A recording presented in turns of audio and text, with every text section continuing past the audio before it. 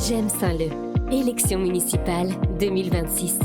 Sébastien Meurant répond à le podcast qui traite toutes vos questions. Et pour toutes les générations, évidemment, soyez les bienvenus au cœur de ce podcast. On est très content de vous retrouver. Vous avez certainement écouté l'émission avec les collégiens et les lycéens. Et on a décidé de faire également un petit module avec deux jeunes filles, Célia et Jenna, qui sont avec nous et qui sont de jeunes adultes. Je vous présente Sébastien Meurant, que je salue également. Bonjour Sébastien. Bonjour à tous. De Saint-Loupienne, Sébastien, et qui vont vous poser des questions, vous dire un petit peu comment elles voient la ville et ce qu'elles aimeraient voir améliorer, des choses qui peut-être leur posent problème. Est-ce qu'il y en a une des deux qui souhaiterait commencer pour nous raconter un petit peu la vision que vous avez de la ville? Toutes les deux, vous êtes arrivées à Saint-Leu-la-Forêt alors que vous arriviez au collège en réalité. Jenna? Ce serait plus une ville qui est un peu plus, comment dirais-je, avec un peu plus de dynamisme pour les jeunes adultes, entre les 18-30 ans, effectivement. Plein de petites choses à améliorer. C'est quoi une ville plus dynamique pour des jeunes adultes? C'est-à-dire que sans mentir, on est beaucoup d'entre nous qui partons, on va dire, de la ville pour tout ce qui est loisirs, divertissement, amusement. Donc ce serait bien qu'on puisse rester à Saint-Leu pour pouvoir vivre ça. Justement, ici, chez nous. C'est vrai que moi, je vais reprendre la question de comment on voit la ville. On voit un peu une ville, entre guillemets, morte pour les jeunes adultes. 90% des jeunes de notre âge, on va à Taverny pour manger, on part vers Enghien pour l'été, pour aller prendre une glace, parce qu'ici, on n'a pas forcément. Et même à Taverny en soi, il n'y en a pas non plus, il n'y en a pas énormément. Ouais. Pour prendre l'air à Saint-Leu, c'est pas comme si on avait des grands espaces pour pouvoir se poser. Les bancs, il faut les compter d'une main, donc c'est compliqué.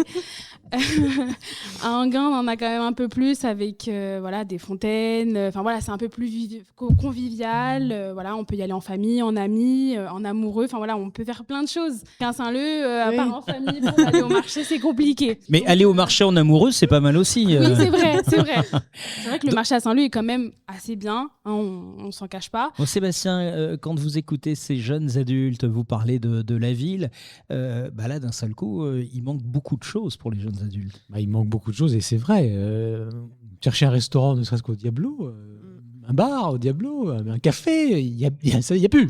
Il y a plus. Oui. Puis sur Saint-Leu, un pub, quelque chose d'agréable, il n'y a pas non plus. Je rappelle simplement qu'à la gare où il y a les travaux, il était prévu un restaurant rooftop qui visait typiquement une clientèle de jeunes adultes, et pas seulement de jeunes adultes, qui pouvaient venir en famille également. Un restaurant rooftop, il n'y en a pas dans le secteur, c'est recherché. À Paris, on en a. Mais dans le secteur, il y aurait pu en avoir un à Saint-Leu. D'ailleurs, il y a un permis qui avait été déposé, qui a été retiré par Madame le maire. Donc ça, c'était pour répondre typiquement à ce genre de demande, parce que ce que vous vouliez, vous avez complètement raison. Sébastien, tu es un vieux Saint-Loupien comme moi, je peux dire ça comme ça. Tu as connu une ville où il y avait des restaurants, où il y avait des endroits où on pouvait sortir le soir, et ça a disparu. Et là, ça s'est complètement aggravé, puisque dans un quartier important de la commune, où il y a beaucoup de gens qui habitent, où c'est facile de se garer, il y a aucun lieu pour se poser. Donc les projets pour nous que nous avons sur les Diablos, c'est justement, plutôt que de faire du logement, de recréer, alors à la place de ce qui existe aujourd'hui. Moi j'ai pris à tâche avec des investisseurs, notamment sur un restaurant qui vivra la journée avec des personnes qui habitent la ville en dehors qui ne travaillent pas forcément sur la ville, mais le soir aussi avec des gens qui veulent sortir et remettre de la sécurité, remettre un cadre agréable pour recevoir tout le monde. Dans la journée, on peut avoir des personnes qui sont en retraite, qui viennent prendre leur thé, leur café, etc. Le midi, des gens qui travaillent, qui viennent manger. Et le soir, des jeunes qui veulent sortir parce qu'ils se sentent bien, parce que le cadre est agréable, parce qu'il y a de la sécurité. Et ça, c'est des choses qui sont prévues. Et sur la ville de Saint-Leu, sur les Diablos, je reste là-dessus pour l'instant, on a cette chance d'avoir des parkings, d'avoir 2 départementales, d'avoir une sortie de autoroute facilement accessible. Donc là-dessus, à la place de la piscine, moi, je souhaiterais qu'on puisse avoir 2 restaurants qui visent une clientèle de jeunes adultes. Également, on parlait d'aires récréatives.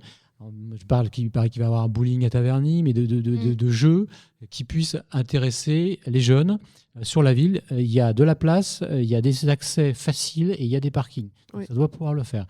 Et quant au centre-ville, c'est vrai que il faut pouvoir y accéder. Donc il faut pouvoir circuler, il faut pouvoir se garer. Voilà.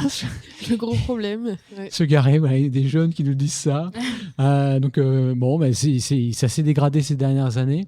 Et il y a des choses faciles à faire. C'est que tout de suite après les élections, faire des comptages pour savoir connaître les flux de circulation, ça ne coûte rien. Comme ça, après, on pourra agir en connaissance de cause, en ayant des flux de circulation par type de véhicule, par des vélos. Enfin, bien sûr, ça va du vélo jusqu'au camion. Donc, on peut savoir qui est-ce qui passe, à quelle heure et dans quelle mesure par les différentes voies de la commune.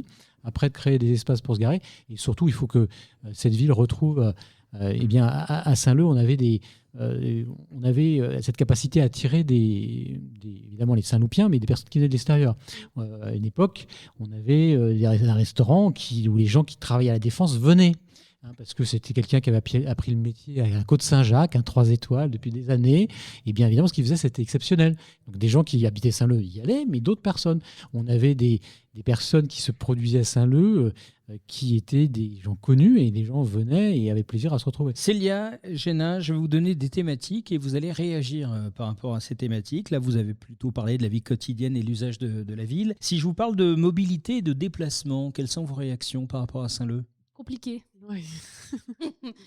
Quels sont les problèmes que vous rencontrez ?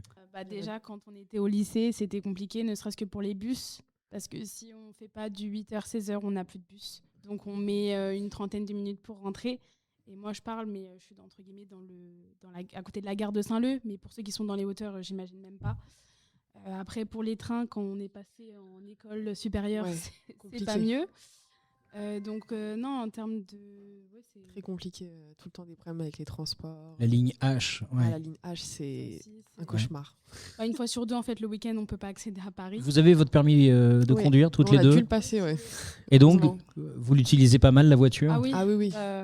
On utilise plus la voiture que les transports, honnêtement.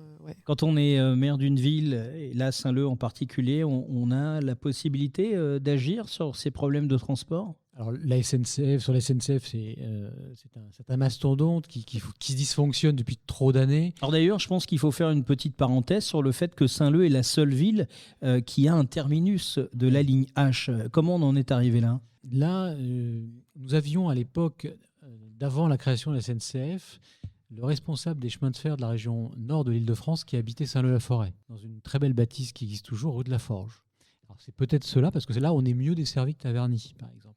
Mais c'est vrai qu'on est dépendant de la ligne H, et la ligne H, et la SNCF, on peut dire que c'est une société qui malheureusement fonctionne très bien. Donc là, la question, parce que pour un maire a assez peu de levier, moi j'avais engagé, parce qu'en fait il faut avoir des interlocuteurs. Donc moi j'avais rencontré à Paris le responsable de la SNCF à l'époque, il s'appelait Guillaume Pépi, plusieurs fois pour lui expliquer que j'étais venu avec pas un calendrier, avec des horaires de 70 ans. C'était juste l'immédiate après-guerre. Et on mettait 19 minutes pour aller de Saint-Leu à Gare du Nord. À la vapeur, au charbon, on mettait 19 minutes. Maintenant, on met 26 quand ça fonctionne. Et je lui disais, c'est pas le progrès, c'est pas normal. Donc il y a des explications par rapport à ça. Mais en fait, c'est d'avoir des interlocuteurs. Moi, j'avais commencé à engager pour supprimer alors c'est très long, pour supprimer des passages à niveau. Et j'avais commencé à ça. J'avais également, au long de la voie de chemin de fer, il y a une voie, il y a plusieurs voies qui ne sont pas utilisées. Et j'avais demandé à ce qu'on puisse récupérer une pour agrandir le stationnement, pour que ce soit plus facile d'aller à la gare et de se garer. Et ça avait commencé ce genre de choses. Alors, c'est des choses qui sont longues. On n'a pas de possibilité de faire changer les horaires de train en tant que maire de Saint-Leu-la-Forêt. Ça, je peux pas c'est pas possible. Mais par contre, d'avoir des interlocuteurs, d'espérer pouvoir supprimer dans le futur, parce que dire c'est faisable techniquement, c'est long, mais le passage à niveau, 2 places de stationnement à côté de la gare, parce qu'il y a une ligne qu'ils n'utilisent plus. Le stationnement, le parking de la gare appartient en partie à la SNCF. Là, vous avez des places de vélo qui ont été mises. Il y a des choses qui sont améliorables vis-à-vis des transports, même des transports ferroviaires, dans la mesure où aussi sur la communication, je pense qu'on peut essayer de faire en sorte qu'ils améliorent la communication et de relayer l'information. Parce que c'est vrai que moi, pour utiliser aussi les transports, je me suis rendu compte à de nombreuses reprises que quand on arrive, on découvre que ce qui est affiché sur leur site internet ne correspond pas à la réalité et que les trains qui devaient passer ne passent plus. Ou que, voilà. Donc, il y a certainement des choses à améliorer là-dessus, ça c'est sûr. Les lycéens, on parlait des problèmes de transport pour aller au lycée. Quand on est maire, on peut interagir un peu là-dessus Oui, ou pas là ça dépend de la région. Et c'est clair que l'on peut, là c'est un peu moins lourd, heureusement, que la SNCF. Donc là-dessus, on peut intervenir pour modifier un certain nombre de choses. Que Il ça faut soit être plusieurs maires à agir ou un maire tout seul peut Un maire. relever les manches et puis... un maire tout seul de la ville de la taille de Saint-Leu-la-Forêt qui a déjà des dessertes peut bien sûr agir. Donc évidemment qu'avec la région, on a, en tant que maire, on a des relations, que ce soit sur les lignes et sur les horaires. Célia Génin, 2 jeunes adultes saint-loupiennes, d'autres thématiques, sécurité, tranquillité et ambiance, ces 3 mots, vous inspirent quoi concernant Saint-Leu ? Sécurité, on va dire que je suis d'accord. C'est vrai que je trouve que Saint-Leu est une ville qui est relativement safe, si je puis dire. Ambiance, non. Je trouve qu'il n'y en a pas. Pas d'ambiance À part les jours de fête et encore, mais sinon, il n'y a pas trop d'ambiance à Saint-Leu. On va dire qu'à 22h, c'est mort, quoi. Même avant. Ouais. Sécurité, je dirais que ça dépend. En pleine journée, ça va. Après, quand on éteint les lumières, je suis plus trop tranquille, on va dire ça comme ça. Quand vous dites on éteint les lumières, vous voulez dire dans la ville ? Oui, parce que à un moment donné, on n'avait plus de lumière. Maintenant, on a des lumières bleues. Donc après, c'est pas comme si on voyait grand-chose, quoi. Avec des lumières bleues, c'est déjà un bon point, hein, mais on voit pas grand-chose. Et je me rappelle que du coup, ces années-là, en fait, c'était quand j'étais, je dirais pas plus jeune, mais un peu, parce que du coup, c'est là où on sortait, on allait dans Paris, etc. Donc on n'a plus de bus, donc on vient, enfin de train, donc on y va en car. De Hermont, après, on rechange, on y va en car. Et après, il faut marcher. Et donc, le problème, c'est que la marche de la gare jusqu'à chez nous, c'est très compliqué parce qu'on n'avait pas de lumière. Donc, on était avec nos téléphones en lampe torche. Ouais, c'est vrai, tu me rappelles des souvenirs. Donc, la sécurité, voilà, c'est pas... On n'est pas non plus hyper tranquille. Ouais. Quelle différence vous faites entre sécurité et tranquillité ? Sécurité, tranquillité. Je dirais que la tranquillité, c'est plus tout ce qui va être bruit, dérange. Donc, quand vous rentrez de soirée parisienne, en arrivant à Saint-Leu, vous retrouvez de la tranquillité. Ah oui, là, on est contente de rentrer à Saint-Leu quand Ouais. même. Hein. Ah, merci. Doucement, C'est bien. Non, il faut un temps de repos quand même. Moi, j'avais été choqué lorsque la ville a été dans le noir et que c'était au même moment où la mairie était illuminée, brillait plein feu. Et c'était concomitant, en fait. Il y avait beaucoup d'argent qui avait été dépensé pour illuminer la mairie. Et c'était au moment où la ville avait choisi d'éteindre les lumières pour les citoyens. Ouais. Et ça, bizarrement, on a vu sur les statistiques de vol, de voitures, d'accessoires, une recrudescence immédiate. Et les caméras qui avaient été installées par mes équipes il y a une quinzaine d'années, elles n'avaient pas été changées. Donc, elles ne voyaient pas la nuit. Donc, les voleurs se sont donné le mot et c'est vrai que ça a été immédiat. Donc, et c'est quand même particulier. Et là, c'est vrai que c'est des LED qu'ils ont mis et plusieurs personnes m'ont signalé tout de suite que la luminosité était assez faible et que finalement, c'est la pénombre. Et vu l'état des trottoirs de la ville, malheureusement, à de nombreux endroits, il y a intérêt à s'aider d'une lampe torche. Alors maintenant, les téléphones font lampe torche, c'est bien, et quand on est jeune, c'est facile. Quand on est moins jeune, c'est plus difficile. Donc là, il y a une vraie problématique sur les éclairements, notamment, je pense, tout ce qui est passage piéton et autres aux abords des écoles. Et là, sur les Diablos, dans le centre commercial, j'ai vérifié, les lumières ont été allumées dans le centre commercial. Par contre, sur les parkings, pas du tout. Le long de la voie de chemin, le long de la station-service, à côté du tire-billet, les lampadaires ne fonctionnent pas. Donc là encore, on fait les choses à moitié ou pour faire semblant. Donc ça pose quand même une vraie question. Et l'éclairement, en fait, sur toute la ville, est quand même mal fait. Hein. On a 2200 points lumineux. Et donc, depuis que c'est passé en LED, effectivement, alors on peut soi-disant les régler. Normalement, ça consomme pas grand-chose et ça coûte pas grand-chose, mais la luminosité est très faible en nombre de luxe. Sur l'animation de la ville, il y avait des fêtes. Alors, il y a certaines choses qui ont été gardées, qui avaient été lancées, je pense à Ville et Campagne, etc. Nous, on faisait des fêtes périodiquement. On fermait avec l'accord des commerçants après le marché. La rue principale de Saint-Leu-la-Forêt, à côté derrière, on fermait à l'église. Rappelle-toi, on faisait ça plusieurs fois dans l'année. Et bien évidemment, ça créait de l'ambiance et ça créait de la bonne humeur. Et il y avait de quoi manger, de boire avec les commerçants de la ville de Saint-Leu-la-Forêt.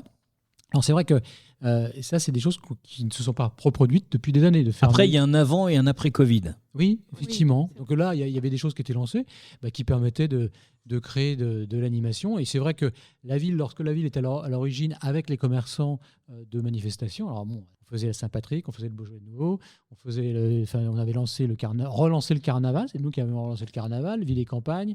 On faisait la Saint-Vincent. La ville a été une ville de vignerons, des choses comme ça. Et puis, il faut absolument retrouver le plaisir d'être ensemble. Et ce qu'on a perdu dans une société de plus en plus individualiste. Lorsqu'on recevait nos amis allemands, on faisait des choses, il y avait de l'ambiance. Donc il faut retrouver cette ambiance-là, c'est sûr. Vous êtes la preuve vivante que vous souhaiteriez rester à Saint-Leu. C'est plus facile de sortir de chez soi, de faire les 200, 300 mètres. Avec de la lumière, c'est mieux. Des trottoirs corrects, c'est mieux. Pour aller manger ou boire un verre, c'est évident. Donc j'espère qu'on pourra agir là-dessus et rapidement. Parce que là, on partira de pas grand-chose, notamment je pense au Diablo, mais il y a des atouts. Il y a des atouts parce que c'est facile d'accès, c'est facile de sortir d'autoroute. Quand on vient même de Paris, c'est facile quand ça roule. Dans ce sens-là, ça fonctionne bien. Il y a du stationnement, il y a 2 routes départementales. Au moins pour les Saint-Loupiens, pour ceux qui viennent de l'extérieur, ça sera facile de se garer. Donc là, on a des projets là-dessus très rapidement pour faire en sorte qu'on puisse manger tranquillement. Et vous parlez de glace.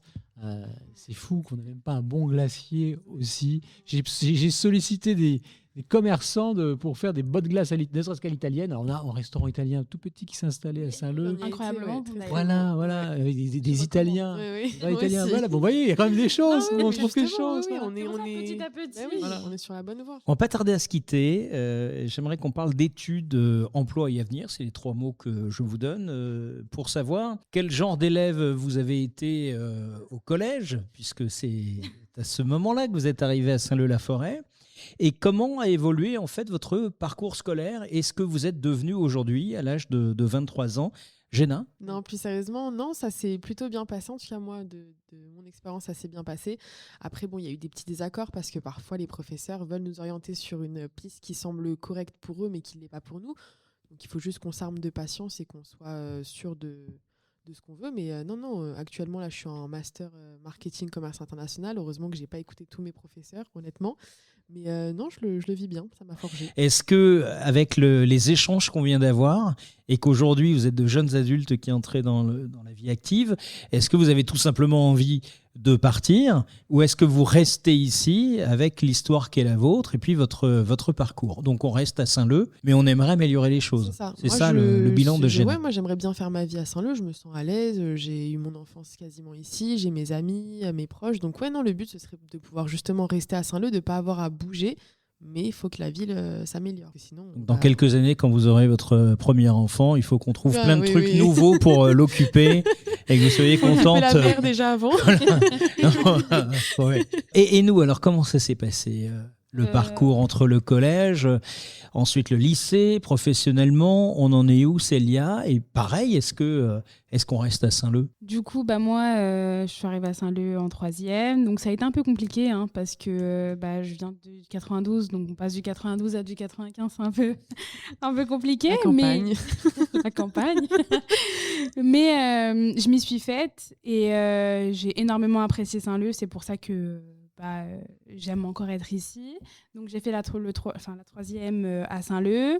Un peu compliqué parce que faut se refaire des amis, il faut tâter le terrain partout là où on va. Après j'ai fait mon lycée à Taverny, ça s'est plutôt bien passé. Un peu comme Jenna, je suis quand même une élève assez sérieuse. Un peu compliqué sur certains trucs, donc pareil, les professeurs ne savais pas où est-ce que j'allais. Mais la vie continue et donc j'ai été diplômée d'une école d'ingénieur en informatique et commerce, donc à Paris. Tout se passe bien. J'ai été aussi une alternante. J'ai fait de l'alternance dans le 92. Donc... A retrouvé son 92. Oui, a retrouvé son 92. Alors en Ouais. conclusion, parce que ça va être notre dernier triptyque de questions qu'on peut se poser, Sébastien Meurant, ici... qui est candidat et qui a été maire de Saint-Leu, le travail, chasseur de tête, trouver du travail, le parcours scolaire, c'est quelque chose qui fait partie de la vie professionnelle de Sébastien. Qu'est-ce que le professionnel dans ce domaine répond à nos 2 jeunes adultes ici présentes? Alors, l'orientation d'abord, parce qu'on va prendre les choses dans l'ordre. C'est vrai que, à part quelques enfants qui connaissent, qui veulent faire des choses, et c'est extraordinaire, mais c'est pas la majorité. C'est même une petite minorité d'enfants qui savent ce qu'ils veulent faire très tôt. Donc l'orientation, c'est pour ça qu'on avait fait des salons d'orientation, parce que les lycées, les CIO, il y en avait à Taverny, ça a disparu, c'est de plus en plus rare. Et puis c'est souvent pas des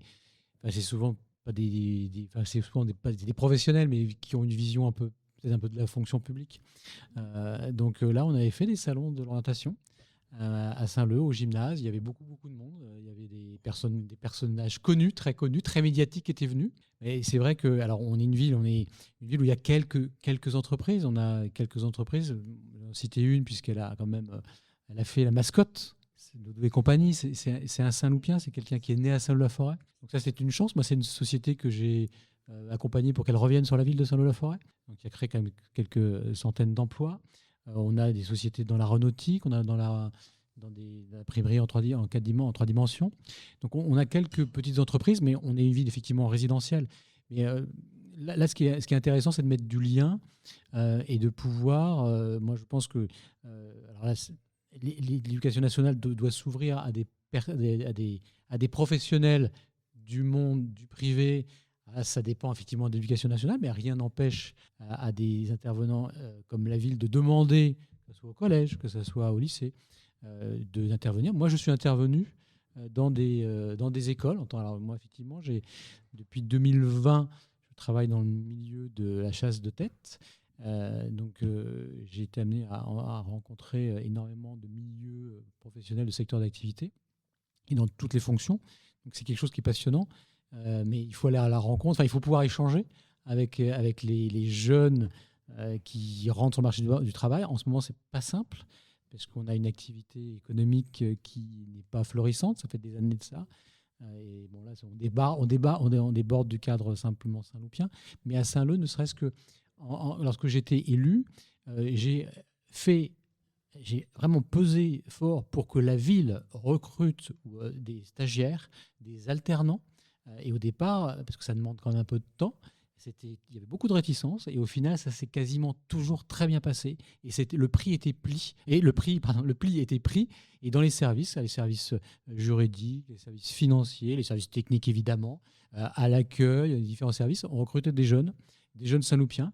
Et moi, on avait créé des liens avec les entrepreneurs de la ville de Saint-Leu-la-Forêt pour les stages. La ville doit être facilitatrice pour notamment les jeunes qui recherchent soit des stages, soit les premiers emplois. Merci beaucoup Sébastien Meurant. Je reste quelques instants avec Célia et Jenna. Merci Sébastien. Merci. À vous. Célia et Jenna, vous êtes deux jeunes adultes, donc deux jeunes électrices. Quels sont les canaux de diffusion ? Comment vous vous informez pour savoir comment vous allez prendre une décision lorsqu'il va falloir voter à votre âge ? Comment vous vous intéressez au municipal 2026 ? Actuellement, c'est surtout les réseaux sociaux. Célia ? Oui, moi je pense que c'est énormément les réseaux sociaux, surtout je pense TikTok, parce que je pense le reste, je ne vais pas trop calculer. Mais oui, faire des réels, aussi voir ce que les autres pensent, c'est-à-dire comme ce qu'on vient de faire, c'est génial, c'est-à-dire de voir ce que les autres pensent et comment contrer en fait la problématique avec une solution, parce que du coup ça permet aussi d'avoir une autre pensée et pas juste lire ce que les autres proposent, parce que des fois ça peut être différent et de comprendre différemment. Oui, je pense que les amis entre nous. Numéro 1, je dirais les amis, la famille, parce que du coup on s'informe aussi énormément avec ce que les autres pensent, comprendre. Et après, pour réellement appliquer et avoir notre propre pensée, je dirais plus s'orienter sur TikTok, les vidéos. Et aussi, je pense aussi, de mon point de vue, les flyers, parce que j'aime bien aussi réellement bien lire, voir ce qu'ils peuvent proposer, je dirais. Merci à toutes les deux et bravo. Merci à vous. Vous venez d'écouter le podcast J'aime Saint-Leu de Sébastien Meurant répond à Élections municipales 2026. Vos messages et questions 06 77 38 95 43, mais aussi par mail à contact@j'aimesaintleu.fr. Suivez-nous sur les réseaux sociaux et sur www.j'aimesaintleu.fr. Merci de votre écoute et à très vite pour un prochain épisode.